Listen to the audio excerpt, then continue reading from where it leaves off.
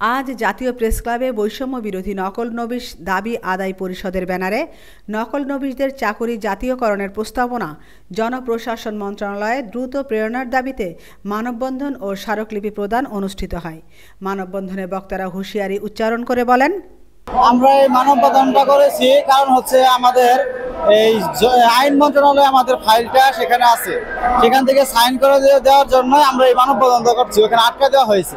46 দিন কর্মসূচি পালন করার পর আমরা আমাদের আশ্বাস দিচ্ছে যে আমাদের চাকরি সরকারি হবে, কিন্তু এখনো আমাদের কাগজপত্র এখনো জমা দিচ্ছে না এবং আমরা সেরকম কোনো ভালো কিছু পাচ্ছি না। এই জন্য আমরা আজকে আবার মানববন্ধনের জন্য এখানে আসছি।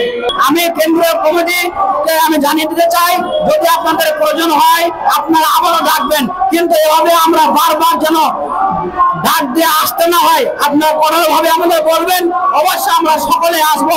আমাদের দাবি যৌক্তিক, আমরা দাবি আদায় করে ছাড়বো ইনশাআল্লাহ। আগামী 16/1/2025 তারিখের মধ্যে যদি আমাদের যাবতীয় কর্মকাণ্ড যদি ঠিক করে না দেওয়া হয়, তাহলে আমরা 18 তারিখ হইতে আমরা এই প্রেস ক্লাবে আবার আমরণ অনশনে বসতে বাধ্য। আমাদের 15 কর্মদিবসের মধ্যে আমাদের এই 3 সদস্য বিশিষ্ট কমিটি প্রতিবেদন পেশ করেছে, কিন্তু এখনো অব্দি আমাদের ফাইলটা জনপ্রশাসনে প্রেরণ করা হয়নি। বিধায় আমরা আমাদের এই সারা বাংলাদেশের নকল নবিশকে নিয়ে আনুষ্ঠানিকভাবে আইনানুগভাবে আমরা এই মানববন্ধন কর্মসূচি আমরা অবস্থান করছি।